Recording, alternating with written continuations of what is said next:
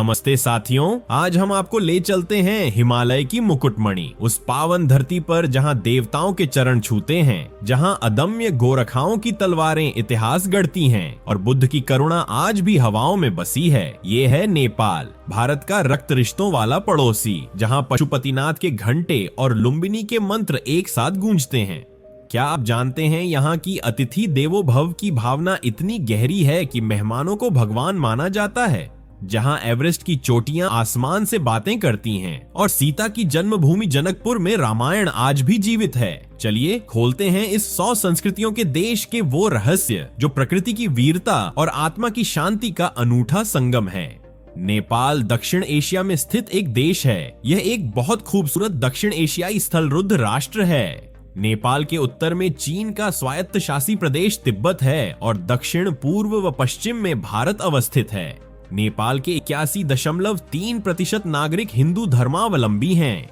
नेपाल विश्व के प्रतिशत आधार पर सबसे बड़ा हिंदू धर्मावलंबी राष्ट्र है। नेपाल की राजभाषा नेपाली है और नेपाल के लोगों को भी नेपाली कहा जाता है। नेपाल की राजधानी और सबसे बड़ा नगर काठमांडू है। काठमांडू उपत्यका के अंदर ललितपुर, पाटन, भक्तपुर, मध्यपुर और कीर्तिपुर नाम के नगर भी हैं। अन्य प्रमुख नगरों में पोखरा, विराटनगर, धरान, भरतपुर, वीरगंज, महेंद्रनगर, बुटवल, हेटौड़ा, भैरहवा, जनकपुर, नेपालगंज, वीरेंद्रनगर, महेंद्रनगर आदि है। नेपाल एशिया का हिस्सा है। दक्षिण एशिया में नेपाल की सेना 5वीं सबसे बड़ी सेना है और विशेषकर विश्व युद्धों के दौरान अपने गोरखा इतिहास के लिए उल्लेखनीय रहे हैं। सागरमाथा दुनिया का सबसे ऊंचा पर्वत है। यह नेपाल में स्थित है और हर साल हजारों एडवेंचर प्रेमी इसे जीतने का सपना देखते हैं।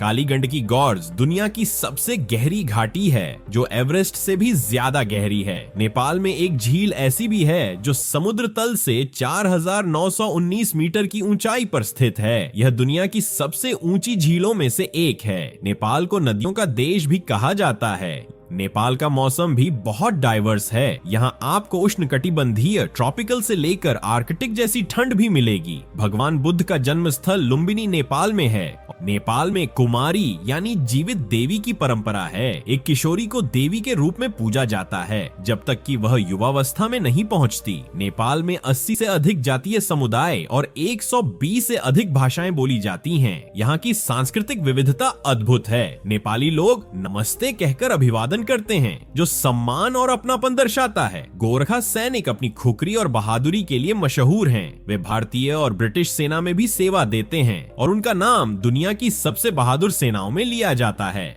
नेपाल में पशुपतिनाथ मंदिर है जो हिंदू धर्म के सबसे पवित्र मंदिरों में से एक है। इसे दुनिया का दूसरा सबसे धनी मंदिर भी माना जाता है। नेपाल में सबसे लंबा और महत्वपूर्ण हिंदू त्योहार 15 दिनों तक चलता है जिसमें पशु बलि और पारिवारिक मेलजोल शामिल होता है। यहाँ एक अनोखा त्योहार मनाया जाता है जिसमें कुत्तों, कौओं और गायों को समर्पित दिन होते हैं। इस दिन कुत्तों को माला और टीका लगाकर सम्मानित किया जाता है। इंद्र यात्रा काठमांडू का एक बड़ा फेस्टिवल है जिसमें मास्क डांस और भगवान इंद्र की रथ यात्रा निकाली जाती है। जिन परिवारों ने बीते साल किसी अपने को खोया हो वे सजी हुई गायों के साथ जुलूस निकालते हैं। यह मृत्यु को स्वीकारने और शांति प्राप्त करने का एक तरीका है। नेपाल में तिब्बती बौद्ध त्योहार भी मनाया जाता है जिसमें रंगीन मुखौटों और डांस का आयोजन किया जाता है। नेपाल में बाघ, गैंडे, हाथी और हिम तेंदुआ एक साथ रहते हैं। यहाँ एक सींग वाले गैंडे और बंगाल टाइगर भी देखे जा सकते हैं। नेपाल बर्ड वॉचिंग के लिए परफेक्ट जगह है। यहाँ हिमालयन मोनाल, नेपाल का राष्ट्रीय पक्षी जैसे रेयर बर्ड्स मिलते हैं। हिमालय के यति, बर्फीले आदमी की कहानियाँ नेपाली लोक कथाओं में बहुत फेमस हैं। नेपाल का नेशनल फूड दाल भात तरकारी है। यह हर घर में रोज खाया जाता है। तिब्बती फ्लेवर वाले पानी मोमो यहाँ इतने पॉपुलर हैं कि इन्हें नेपाल का स्ट्रीट फूड किंग कहा जाता है।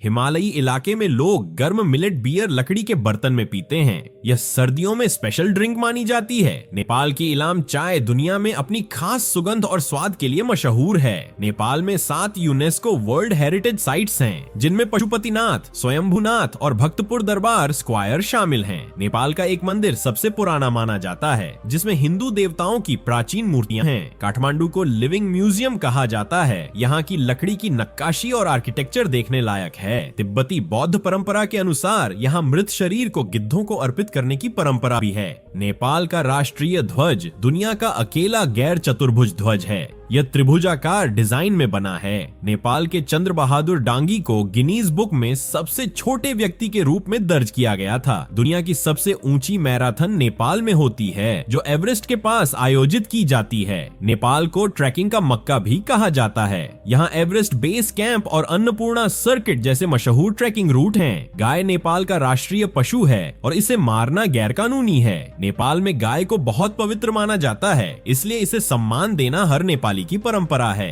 नेपाल और चीन के बीच 5000 मीटर की ऊंचाई पर रेलवे लाइन बन रही है। यह दुनिया के सबसे ऊंचे रेल प्रोजेक्ट्स में से एक होगा।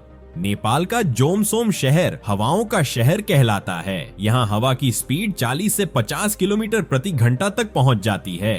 पोखरा अपने खूबसूरत फेवा झील और हिमालय के शानदार नजारों के लिए मशहूर है। यह एडवेंचर लवर्स की फेवरेट जगहों में से एक है। पोखरा दुनिया के टॉप 10 पैराग्लाइडिंग स्पॉट्स में से एक है। यहाँ उड़ान भरना किसी सपने जैसा लगता है। अगर आप एवरेस्ट बेस कैंप तक नहीं जा सकते तो कोई बात नहीं, काठमांडू से एवरेस्ट का हवाई दृश्य दिखाने वाली फ्लाइट्स आपको रोमांचक अनुभव दे सकती हैं। नेपाल में फॉरबिडन किंगडम मुस्तांग स्थित है, जहाँ प्राचीन बौद्ध गुफाएं और भित्ति चित्र हैं। यह जगह रहस्यमयी इतिहास और संस्कृति से भरपूर है। नेपाल की सबसे बड़ी झील रारा इतनी साफ है कि आप 10 मीटर गहराई तक देख सकते हैं। यह जगह नेचर लवर्स के लिए जन्नत जैसी है। काठमांडू का थामेल इलाका बैकपैकर्स और एडवेंचरर्स का पसंदीदा अड्डा है। यहाँ की नाइट लाइफ, कैफे और स्ट्रीट मार्केट्स बहुत फेमस हैं। नेपाली लोग मानते हैं कि अतिथि देवो भव यानी मेहमान भगवान का रूप होते हैं। वे मेहमानों की सेवा में कोई कसर नहीं छोड़ते। नेपाल के कुछ समुदायों में लड़कियों का पहले सूरज या फल से विवाह कराया जाता है। इसके बाद ही उनकी असली शादी होती है।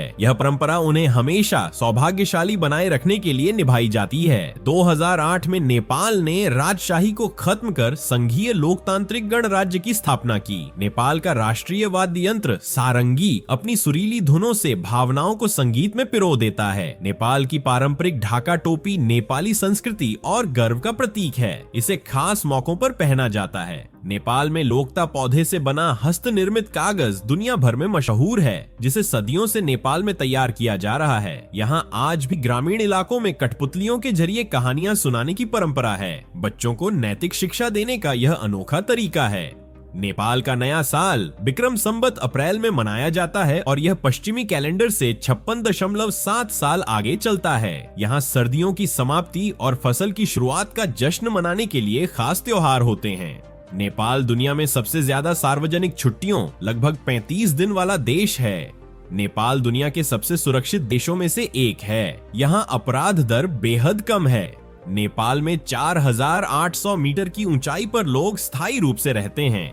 दुनिया में हाथी पर पोलो खेलने की शुरुआत नेपाल से हुई। यह खेल अब नेपाल के कुछ इलाकों में फेस्टिवल के तौर पर खेला जाता है। नेपाल के सांगा में 143 फीट ऊंची शिव प्रतिमा बनी है। यह दुनिया की सबसे ऊंची शिव प्रतिमाओं में से एक है। बौद्धनाथ स्तूप दुनिया के सबसे बड़े बौद्ध स्तूपों में से एक है। यह बौद्ध धर्म के अनुयायियों के लिए बेहद पवित्र स्थल है। नेपाल का जनकपुर शहर माता सीता की जन्मभूमि माना जाता है। यह हिंदू धर्म के सबसे पवित्र स्थानों में से एक है। नेपाल के प्राचीन मंदिर पगोड़ा शैली में बनाए गए हैं और यह भूकंपरोधी डिजाइन पर आधारित हैं। काठमांडू घाटी की लकड़ी की नक्काशी अपने बारीक डिजाइनों के लिए विश्व प्रसिद्ध है। नेपाल के ग्रामीण इलाकों में आज भी मिट्टी और ईंटों से घर बनाए जाते हैं, जो ठंड और गर्मी दोनों में आरामदायक होते हैं। पहाड़ियों पर सीढ़ीनुमा खेत बनाकर खेती की जाती है। यह तकनीक पहाड़ी इलाकों में खेती को आसान बनाती है। काठमांडू घाटी प्राचीन काल में भारत तिब्बत व्यापार मार्ग का अहम हिस्सा थी और आज भी यह नेपाल का सबसे बड़ा व्यापारिक केंद्र है। यह देश भारत को याद दिलाता है कि जियो और जीने दो का सिद्धांत केवल शब्द नहीं बल्कि जीवन शैली है। नेपाल की हर मंदिर की घंटी और गोरखाओं की खुखरी कहती है, संघर्ष ही सृष्टि का नियम है, पर संस्कृति ही उसकी आत्मा। आज जब दुनिया ऊंचाइयों की होड़ में भटक रही है, नेपाल हमें दिखाता है कि असली ऊंचाई वह है जहां मनुष्यता और प्रकृति एक हों। फिर चाहे वो कुमारी पूजा हो या हिमालय की गोद में बसे गांव, यहाँ हर परंपरा धर्म और जीवन को जोड़ती है। तो अगली बार जब हिमालय से बर्फ की चादर उतरे, याद कीजिएगा इस छोटे से देश का बड़ा संदेश, सादगी में समृद्धि और संघर्ष में शक्ति।